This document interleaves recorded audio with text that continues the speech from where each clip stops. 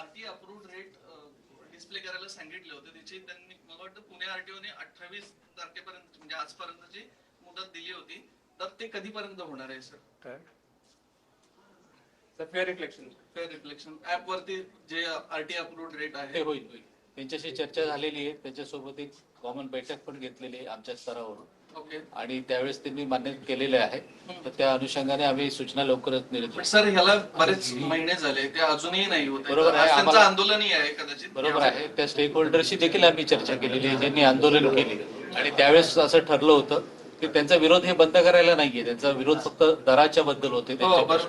त्यामुळे त्यांचे जे लीडर आहे ते प्लस हे जे बाकीचे स्टेक होल्डर आहेत रॅपिडोवाले, यांचे बरोबर आम्ही जॉईंट मिटिंग घेतलेली आहे आणि त्यांच्याशी चर्चा केली. त्यांनी प्रायमा फेसी त्याला मान्यता दिलेली आहे आणि आम्ही लवकरच ते आदेश देतो. सर, आरटीओ काही व्हॉट्सअप नंबर काढणार आहे का तक्रारीसाठी? म्हणजे कुठलाही व्हिडिओ नाही, गरज नाही. आमच्या आरटीओचे अधिकारी आहे, सगळ्यांकडे त्या आरटीओच्या अधिकाऱ्यांचे ना आहे, पण गरज नाहीये. कारण आमच्याकडे मग रेकॉर्ड येणार नाही, कारण मग लोक बोलतील व्हॉट्सअपवरनं आम्ही हे घेतो ते घेतो, परंतु आमच्याकडे ऑफिशियल रेकॉर्ड आहे.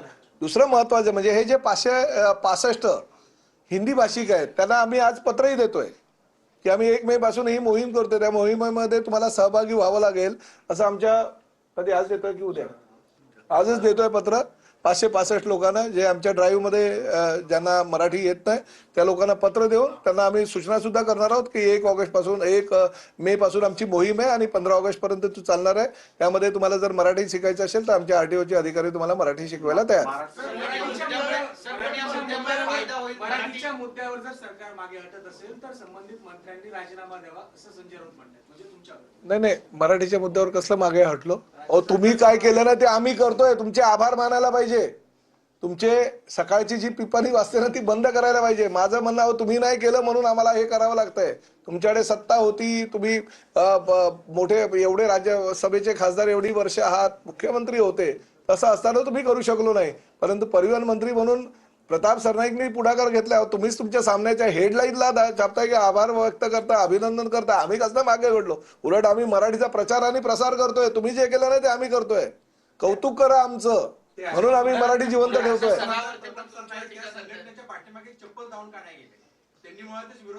आता त्यांच्यामध्ये आणि माझ्यामध्ये फरक आहे ना.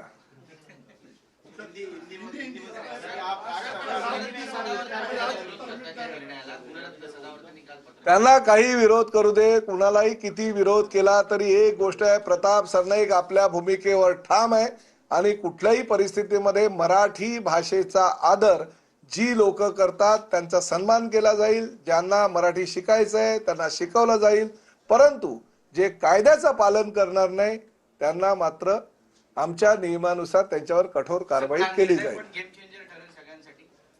ते आता 15 ऑगस्ट पर्यंत करेल. पण मला असं वाटतं ज्या पद्धतीने आमचे अधिकारी मला सांगतायत, ब्रीफ केलेलं आहे, प्रत्येक 59 आरटीओने ब्रीफ केलेलं आहे, त्या अधिकाऱ्यांच्या मतानुसार की लोक आता थोड्याशा मानसिकतेमध्ये आलेले आहे की महाराष्ट्रामध्ये आपल्याला जर व्यवसाय करायचा असेल, राहायचं असेल तर मराठी आपल्याला बोलावं लागेल. आणि तेही असं आम्ही म्हणत नाहीये की कोणी PhD करा, कोणी MA व्हा, कोणी BA व्हा. आम्ही असंच म्हणालो की प्रवाशांशी संवाद साधत असताना ते जे काय बोलले ते तुम्हाला समजलं पाहिजे. तुम्ही जे काय बोललात ते प्रवाशाला समजले पाहिजे. एवढं जर मराठी जुजबी तुम्हाला येत नसेल तर तुम्हाला महाराष्ट्रामध्ये व्यवसाय करण्याचा अधिकार नाही.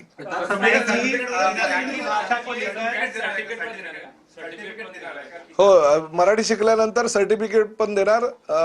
मुंबई मराठी साहित्य संघाच्या वतीनं राज्य शासनाचं मान्यता प्राप्त सर्टिफिकेट त्यांना देणार आणि परत लायसन्स रिन्यू करत असताना ते सर्टिफिकेट सुद्धा बंधनकारक करणार. सर, हिंदी में जानना चाहेंगे, जो मराठी भाषा को लेकर कई दिनों से राजनीति चल रही है, उस पर किस तरह की? सबसे पहले तो मैं यही कहना चाहता हूं कि मराठी भाषा के ऊपर कोई राजनीति नहीं है. मराठी भाषा का इतिहास बहुत पुराना है, 2300 साल से भी अधिक ये इतिहास है और मराठी भाषा के ऊपर प्यार करने वाले लोग इस दुनिया में है. हमारा मुंबई शहर है, खासकर महाराष्ट्र है, ये महाराष्ट्र की संस्कृति और परंपरा है कि आने वाले जो भी लोग हैं उनको रोजगार देना, क्योंकि मुंबई में लाखों लोग रोज आते हैं और व्यवसाय करते हैं, अपनी रोजी रोटी के ऊपर परिवार का गुजारा करते हैं. हमारा भी यही कहना है कि आइए, हम आपके लिए तैयार है. हम आपको रोजी रोटी देने के लिए अगर तैयार होंगे तो हमारी जो मराठी है, हमारी जो राजभाषा है, उसका आदर करना भी आपका कर्तव्य बनता है.